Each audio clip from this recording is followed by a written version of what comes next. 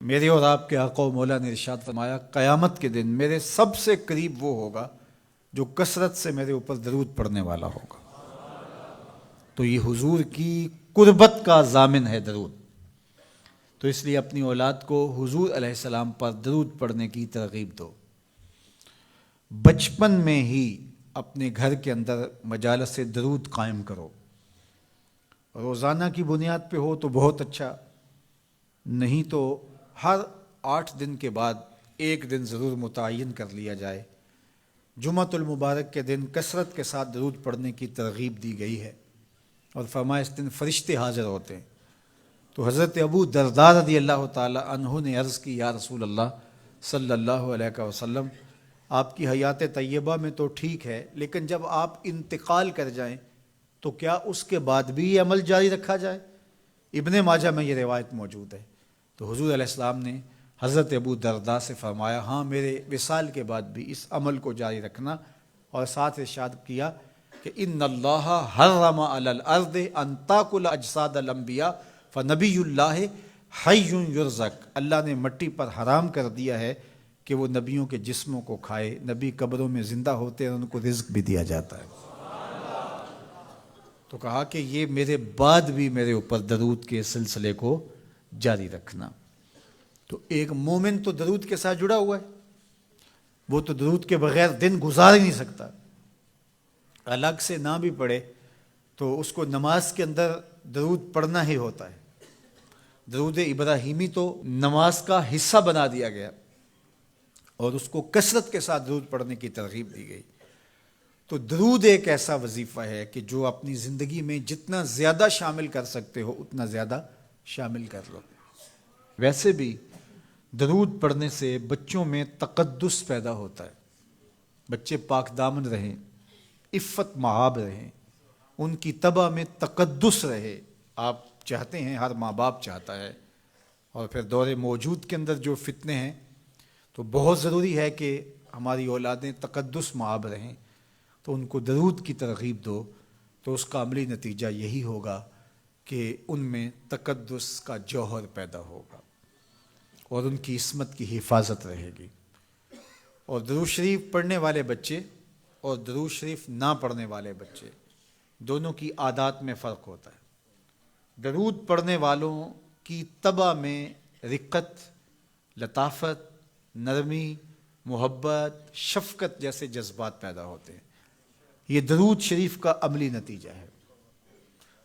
بعض لوگوں کو شکایت ہوتی ہے کہ ہمارے بچے بڑے اکھڑ ہیں، بڑے تند مزاج ہیں، بڑے سخت گیر ہیں، تو اس کا علاج کیا ہے؟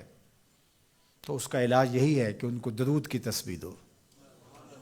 درود اکڑ توڑ دیتا ہے، طبیعت کی تندی نکال دیتا ہے، طبائع کی تلخیاں ختم کر دیتا ہے، محمد عربی کے نام کی مٹھاس پیدا کر دیتا ہے۔ حضور کا نام شہد سے میٹھا ہے، دل آویز ہے۔ کھنڈ میں اتنی مٹھاس نہیں ہے، شکر اور گڑ میں اتنی مٹھاس نہیں ہے، شہد میں اتنی مٹھاس نہیں ہے، قند اور نبات میں اتنی مٹھاس نہیں ہے جتنی نام محمد میں رکھی گئی۔ ان کا نام لبوں پر آئے، میٹھا میٹھا منہ ہو جائے۔ ان کے بول بہاروں جیسے اور اصحاب ستاروں جیسے۔ ان سا پیارا اور نہ کوئی، ان سے بچھڑ کے لکڑی روئی۔ جب وہ سیر کو جایا کرتے، سر پہ بادل سایا کرتے۔ میرے شہر کے ایک پنجابی شاعر ہیں، انہوں نے تو قلم ہی توڑ دیا نا، تینوں سینے دی میں ٹھنڈ آکھاں۔ اگر آپ کا ذوق ہو تو، تینوں سینے دی میں ٹھنڈ آکھاں، شہد گلاب تے کھنڈ آکھاں۔ تینوں نبیاں دا میں لاڑا آکھاں، تیرے ہجر دے وچ میں ہاڑا آکھاں۔ تو ان کا نام ہی میٹھا ہے، دل آویز ہے۔ تو درود غصہ ختم کرتا ہے، طبیعت کی تلخی اور تندی مٹا دیتا ہے، اکھڑ پن ختم کرتا ہے۔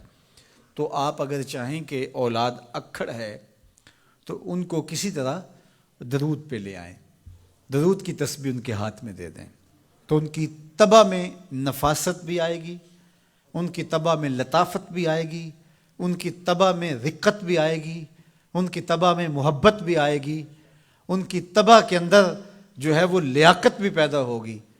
درود پڑھنے والا بچہ ذہنی استعداد میں درود نہ پڑھنے والے بچے سے بہتر ہوتا ہے۔ یہ بھی آپ تجربہ کر کے دیکھ لیں، دو بچے برابر ذہنی استعداد رکھتے ہوں اور ان میں سے ایک بچہ درود پڑھتا ہو اور ایک درود نہ پڑھتا ہو، تو درود پڑھنے والا بچہ آگے ہوگا۔ یہ درود کی برکتیں ہیں، یہ درود کی رحمتیں ہیں۔ تو درود کثرت سے پڑھنا اپنی اولاد کو سکھائیں گے۔ ہفتہ روزہ آپ محافل کا گھر میں انعقاد کر لیجئے اور اس میں صرف دروشی پڑھ لیجئے، تو انشاءاللہ اس سے آپ دیکھیں گے کہ اولاد کو اس کا فرق پڑتا ہے۔ یہ تربیت کا ایک آسان نسخہ ہے اور یہ وہ وظیفہ ہے جس سے تھکن نہیں ہوتی، یہ وہ وظیفہ ہے جس سے طبیعت میں تلخی نہیں آتی۔ کہتے ہیں وظیفہ میں نے پڑھا ہے تو وظیفہ پڑھتے پڑھتے میری طبیعت میں یہ ہو گیا ہے، وہ بعض کہتے ہیں وظیفہ الٹ پڑ گیا ہے۔ بڑے وظیفے الٹ پڑھ سکتے ہیں لیکن درود الٹ نہیں پڑتا، درود ہے ہی سیدھا، یہ الٹوں کو بھی سیدھا کر دیتا ہے۔ تو درود پڑھیں اور یہ منہ بھی میٹھا رکھے گا، یہ دل بھی ٹھنڈا رکھے گا، یہ دنیا بھی ٹھنڈی رکھے گا اور آخرت بھی ٹھنڈی کر دے گا۔ درود چراغ بھی ہے، درود کستوری بھی ہے، خوشبو بھی ہے، مہک بھی ہے، شہد بھی ہے، گلاب بھی ہے، کھنڈ بھی ہے اور سینے کی ٹھنڈ بھی ہے۔ تو درود اپنی طبع کے اندر اچھی طرح سے راسخ کر لیں اور اپنی اولادوں کی طبع میں اس کو راسخ کریں۔ اس سے آپ عملاً دیکھیں گے، میں سالوں کی بات نہیں کرتا، اشروں مہینوں کے اندر آپ فرق پڑتا دیکھیں گے۔